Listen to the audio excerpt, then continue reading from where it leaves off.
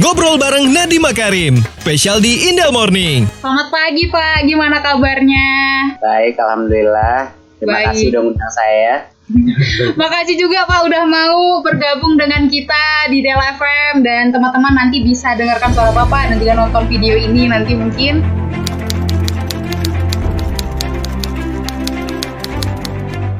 Speechless karena nggak nyangka bakalan interview sama salah satu menteri milenialnya Indonesia. Interviewnya kali ini bukan via phone, tapi via Zoom. Jadi tatap-tatapan.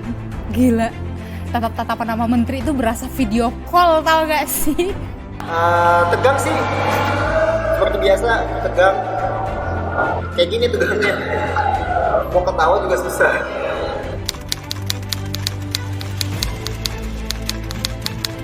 Menyusun pertanyaan untuk Pak Nadiem Makarim yang kami lakukan dari tim Del FM itu adalah brainstorming ya teman Del.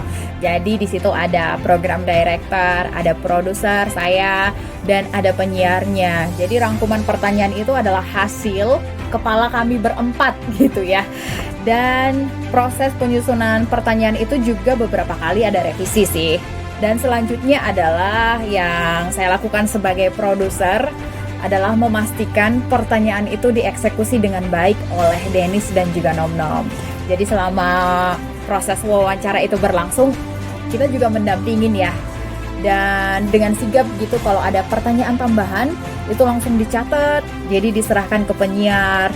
Jantungan juga sih waktu proses interview itu. Yang interview sih sebenarnya Nom Nom sama Dennis. Tapi program director dan saya sebagai produser juga di ruangan, waduh, deg gitu. Tapi bersyukur sih untuk satu kesempatan gitu ya kan, kita sebagai tim Indel Morning bisa dipercayakan untuk mewawancarai Pak Nadiem.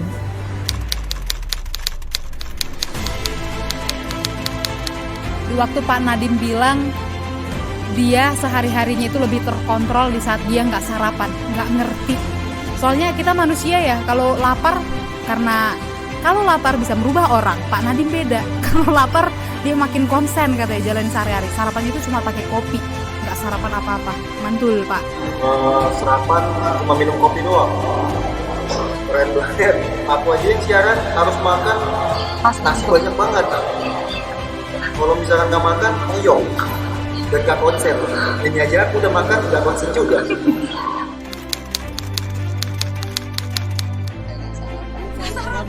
Puasa Pak.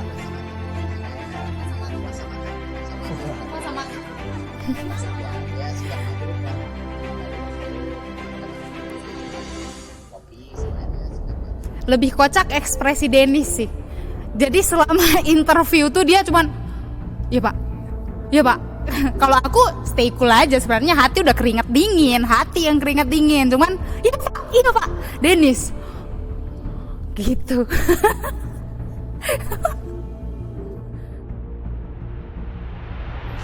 Wah, kayaknya ini memang aku gagu banget ya, gak ada senyumnya dikit, mau senyum juga takut. Wah, kayaknya banyak kan kesalahan aku deh semuanya di sini.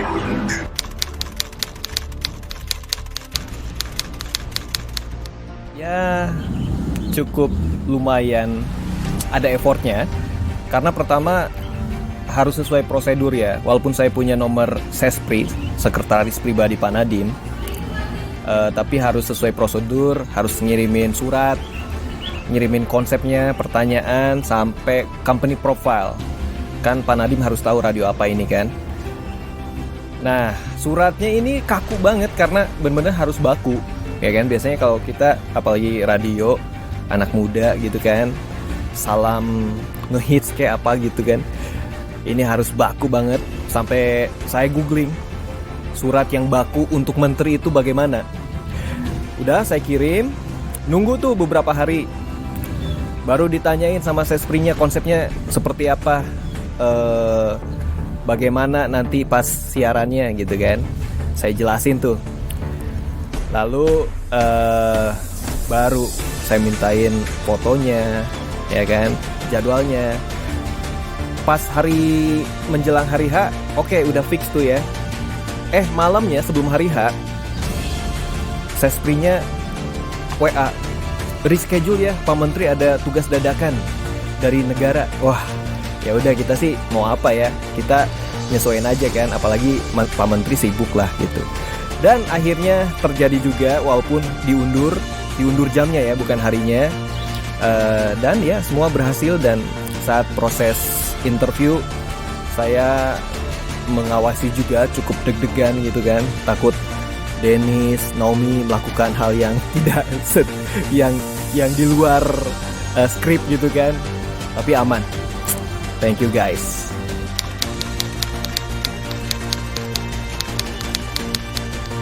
Sebelum interview aku udah ngebayangin memang dia humble dan apa adanya. Sesudah interview, ketiganya memang betul. Di waktu kita tanya kenapa dia nggak punya sosial media, Pak Nadiem yang seorang menteri juga sangat peduli dengan keadaan mentalnya. Di situ memang benar-benar beliau seorang yang introvert. Sosial media dia merasa itu bisa mengganggu mental, bahkan bukan cuma orang biasa. Sekelas menteri juga ternyata bisa rusak guys, karena sosial media, karena ketikan netizen mungkin ya.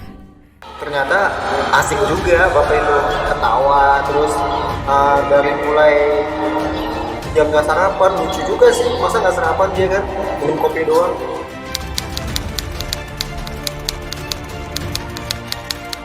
Oh, yang mau aku tanyain, sayang nih kemarin gak nanya, soalnya waktu pandemi kan aku itu buat dalgona juga. Dia sarapannya cuma pakai kopi. Mau nanyain, Pak, kemarin nyobain dalgona belum? Mantul, Pak. Apa ya?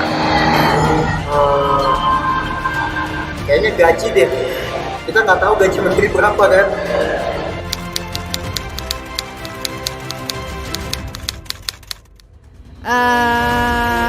Ibu Sri Mulyani kali ya. Soalnya aku mau ngatur keuangan secara pribadi, curhat aja gitu.